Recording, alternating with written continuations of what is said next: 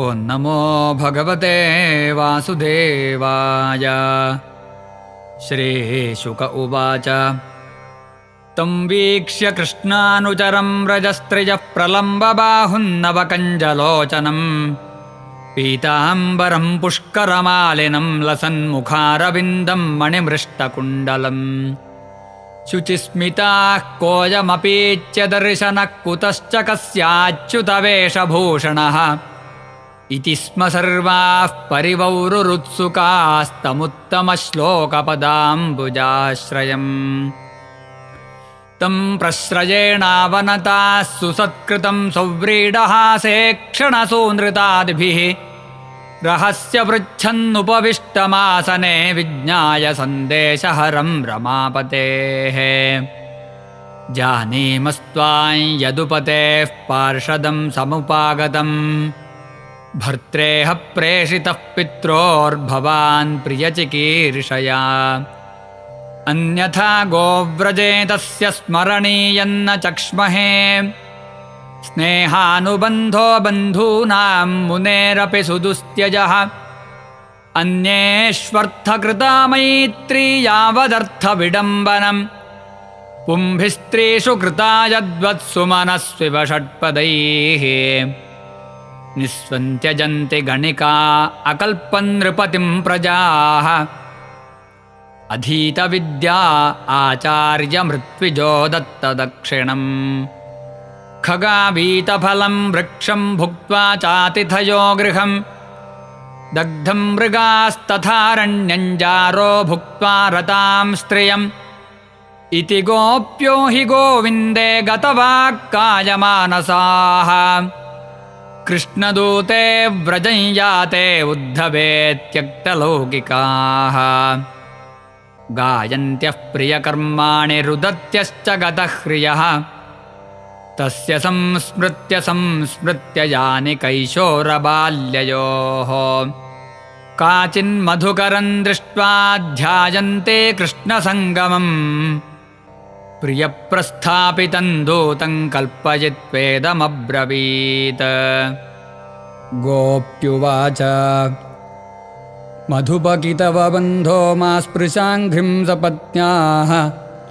कुचविलुलितमाला कुङ्कुमश्मश्रुभिर्नः वहतु मधुपतिस्तन्मानिनीनां प्रसादं यदु सदसि विडम्ब्यं यस्य दूतस्त्वमीदृक् सकृदधरसुधां स्वां मोहिनीं पाययित्वा सुमनस इव सद्यस्तत्यजेस्मान् भवादृक् परिचरति कथं तत्पादपद्मन्तु पद्मा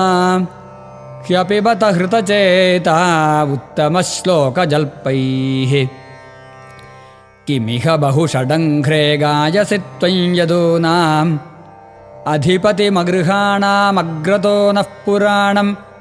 विजयसखसखीनां गीयतां तत्प्रसङ्गः क्षपितकुचरुजस्ते कल्पयन्तीष्टमिष्टाः दिवि भुवि च रसायां कास्त्रियस्तद्दुरापाः कपटरुचिरः सभ्रूविजृम्भस्य या स्युः चरणरज उपास्ते यस्य भूतिर्वयङ्का अपि च कृपणपक्षे ह्युत्तमश्लोकशब्दः विसृज शिरसि पादं वेद्म्यहं चाटुकारैः अनुनय विदुषस्तेभ्येत्य दौत्यैर्मुकुन्दात् स्वकृत इह विसृष्टापत्यपत्यन्यलोका व्यसृजदकृतचेताः किन्नु सन्धेयमस्मिन् मृगयुरिव कपीन्द्रं विव्यधे लुब्धधर्मा स्त्रियमकृतविरूपां स्त्रीजितः कामयानां बलिमपि बलिमत्वा वेष्टयद्वाङ्क्षवद्यः तदलमसितसख्यैर्दुस्त्यजस्तत्कथार्थः यदनुचरितलीलाकर्णपीयोषविप्रुट्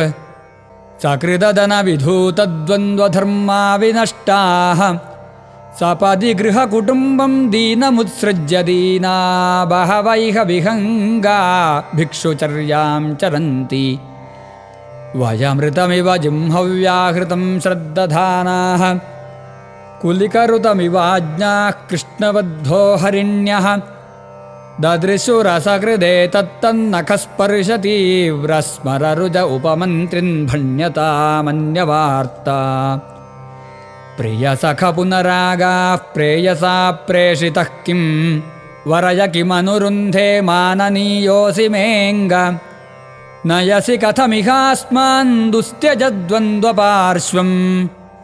सततमुरसि सौम्य श्रीर्वधूः साकमास्ते अपि बत मधुपुर्यामार्यपुत्रोऽधुनास्ते स्मरति स पितृगेहान् सौम्यबन्धूंश्च गोपान् क्वचिदपि स कथानः किङ्करीणां गृणीते भुजमगुरुसुगन्धं मूर्ध्न्यधास्यत्कदा नु। श्रीशुक उवाच अथोद्धवो निशम्यैवं कृष्णदर्शनलालसाः सान्त्वजन् प्रियसन्देशैर्गोपीहृदमभाषत। उद्धव उवाच अहो यूयं स्म पूर्णार्था भवत्यो लोकपूजिताः वासुदेवे भगवति यासामित्यर्पितं मनः दानव्रततपोहोमजपस्वाध्यायसंयमैः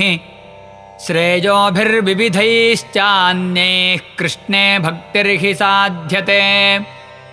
भगवत्युत्तमश्लोके भवतीभिरनुत्तमा भक्तिः प्रवर्तिता दिष्ट्या मुनीनामपि दुर्लभा दिष्ट्या पुत्रान् पतीन् देहान् स्वजनान् भवनानि च हित्वा वृणीत यूयं यत्कृष्णाख्यं पुरुषं परम् सर्वात्मभावोऽधिकृतो भवतीनामधोक्षजे विरहेण महाभागा महान्मेऽनुग्रहकृतः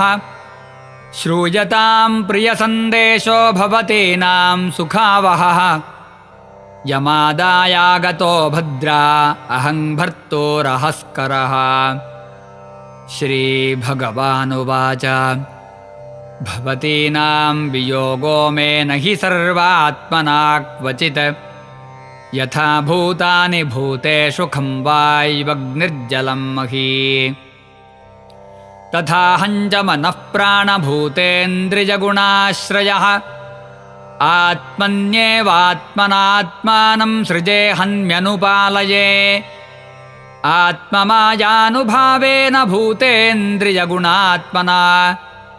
आत्मा ज्ञानमयः शुद्धो व्यतिरिक्तो गुणान्वयः सुषुप्तिः स्वप्नजाग्रद्भिर्मायावृत्तिभिरीयते येनेन्द्रियार्थान् ध्यायेत मृषा स्वप्नवदुत्थितः तन्निरुन्ध्यादिन्द्रियाणि विनिद्रः प्रत्यपद्यत एतदन्तः समाम्नायो योगः साङ्ख्यं मनीषिणां त्यागस्तपोदमः सत्यं समुद्रान्ता इवापगाः यत्त्वहं भवतीनां वै दूरे वर्ते प्रियो दृशाम् मनसः सन्निकर्षार्थं मदनुध्यानकाम्यया यथा दूरचरे प्रेष्ठे मन आविश्य वर्तते स्त्रीणाञ्च न तथा चेतः सन्निकृष्टेक्षिगोचरे मय्यावेश्य मनः कृत्स्नं विमुक्ताशेषवृत्तियत् अनुस्मरन्त्यो मान्नित्यमचिरान् मामुपैष्यथ या मया क्रीडता रात्र्यां वनेऽस्मिन् व्रजास्थिताः अलब्धरासाः कल्याण्यो मापुर्मद्वीर्यचिन्तया। श्रीशुक उवाच एवं प्रियतमादिष्टमाकर्ण्यव्रजयोषितः ता ऊचुरुद्धवं प्रीतास्तत्सन्देशागतस्मृतिः गोप्य ऊचुः दिष्ट्याहितो हतः कंसो यदूनां सानुगोघकृत दिष्ट्याप्तैर्लब्धसर्वार्थैः कुशल्यास्तेच्युतोऽधुना कच्चिद्गदाग्रजः सौम्य करोति पुरयोषिताम् प्रीतिन्न स्निग्धसौव्रीडः सोदारेक्षणार्चितः कथं रतिविशेषज्ञः प्रियश्च वरयोषिता नानुबध्येत तद्वाक्यैर्विभ्रमैश्चानुभाजितः अपि स्मरति नः साधो गोविन्दः प्रस्तुते क्वचित् गोष्ठी मध्ये पुरस्त्रीणां ग्राम्यास्वैरकथान्तरे ताः किन्निशा स्मरति यासु तदा प्रियाभिर्वृन्दावने कुमुदकुन्दशशाङ्करम्ये रेमे क्वणच्चरणनूपुररासगोष्ठ्यामस्माभिरीडितमनोज्ञकथः कदाचित्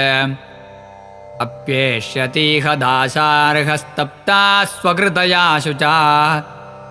सञ्जीवयन्नु नो गात्रैर्यथेन्द्रो वनमम्बुदैः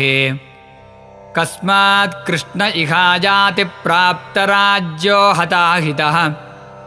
नरेन्द्रकन्या उद्वाह्य प्रीतः सर्वसुहृद्वृतः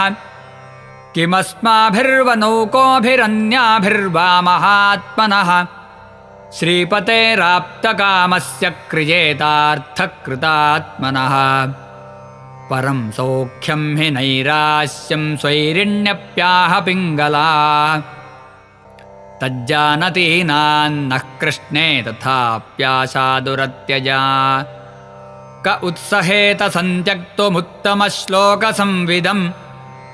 अनिच्छतोऽपि यस्य श्रीरङ्गान्नच्यवते क्वचित् सरिच्छैलवनोद्देशा गावो वेणुरवा इमे सङ्कर्षणसहायेन कृष्णेनाचरिताः प्रभो पुनः पुनः स्मारयन्ति नन्दगोपसुतं बत श्रीनिकेतैस्तत्पदकैर्विस्मर्तुं नैव शक्नुमः गत्या ललितयोदारहासलीलावलोकनैः माध्व्या गिरा हृतधियः कथन्तं विस्मरामहे हे नाथ हे रमानाथ व्रजनाथार्तिनाशन मग्नबुद्धर गोविन्द गोकुलं वृजिनार्णवात् श्रीशुक उवाच ततस्ताः कृष्णसन्देशैर्व्यपेतविरहज्वराः उद्धवं पूजयाञ्चक्रुर्ज्ञात्वात्मानमधोक्षजम् उवास कतिचिन्मासान् गोपीनां विनदञ्छुचः कृष्णलीलाकथां गायन् रमयामास गोकुलम् यावन्त्यहानि नन्दस्य व्रजे वात्सीत् स उद्धवः प्रजौकसां क्षणप्रायाण्यासन् कृष्णस्य वार्तया सहृद्वनगिरिद्रोणीर्वीक्षन् कुसुमितान् द्रुमान् कृष्णं संस्मारयन् रेमे हरिदासो व्रजौकसा दृष्ट्वैव मादिगोपीनां कृष्णावेशात्मविक्लवम् उद्धवः परमप्रीतस्तानमस्यन्निदञ्जगौ एताः परं तनुभृतो भुवि गोपवध्वो गोविन्द एव निखिलात्मनिरूढभावाः वाञ्छन्ति यद्भवभियो मुनयो वयं च किं ब्रह्मजन्मभिरनन्तकथारसस्य क्वे स्त्रियो वनचरीर्व्यभिचारदुष्टाः कृष्णे क्व चैष परमात्मनिरूढभावः नन्वीश्वरोऽनुभजतो विदुषोऽपि साक्षात् श्रेयस्तनोत्यगदराजैवोपयुक्तः नायं श्रियोऽङ्ग उनितान्तरतेः प्रसादस्वर्योषितां नलिनगन्धरुचां कुतोऽन्याः रासोत्सवेस्य भुजदण्डगृहीतकण्ठलब्धाशिषाञ्जवुदगाद्व्रजवल्लवीनाम् आसामहो चरणरेणुजुषामहं स्यां वृन्दावने किमपि गुल्मलतौषधीनां या दुस्त्यजं स्वजनमार्यपथं च हित्वा भेजुर्मुकुन्दपदवीं श्रुतिभिर्विमृग्याम् या वै श्रियार्चितमजादिभिराप्तकामैः योगेश्वरैरपि यदात्मनिरासगोष्ठ्यां कृष्णस्य तद्भगवतश्चरणारविन्दं न्यस्तं स्तनेषु विजहुः परिरभ्यतापम् वन्दे नन्दौरजस्त्रीणां पादरेणुमभीक्ष्णशः यासां हरिकथोद्गीतं पुनाति भुवनत्रयम् वन्दे नन्दौरजस्त्रीणां पादरेणुमभीक्ष्णशः यासां हरिकथोद्गीतं पुनाति भुवनत्रयम्। श्रीशुक उवाच अथ गोपीरनुज्ञाप्य यशोदानन्दमेव च गोपानामन्त्र्यदाशार्हो यास्यन्नारुरुहे रथम् तन्निर्गतं समासाद्य नानोपायनपाणयः नन्दादयोऽनुरागेण प्रावोचन्नश्रुलोचनाः मनसो वृत्तयो न स्युः कृष्णपादाम्बुजाश्रयाः वाचोऽभिधाजिनीर्नाम्नां कायस्तत्प्रह्वणादिशो कर्मभिर्भ्राम्यमाणानां यत्र क्वापीश्वरेच्छया मङ्गलाचरितैर्दानैरतिर्नः कृष्ण ईश्वरे। एवं सभाजितो गोपैः कृष्णभक्त्या नराधिप उद्धवः पुनरागच्छन् मथुरां कृष्णपालितां कृष्णाय प्रणिपत्याह भक्त्युद्रेकं व्रजौकसां वसुदेवाय रामाय राज्ञे चोपायनान्यदात्। इति श्रीमद्भागवते महापुराणे पारमहंस्यां संहितायां दशमस्कन्धे पूर्वार्धे उद्धवप्रतियाने 47. सर्वत्र गोविन्दनामसङ्कीर्तनं गोविन्द गोविन्द।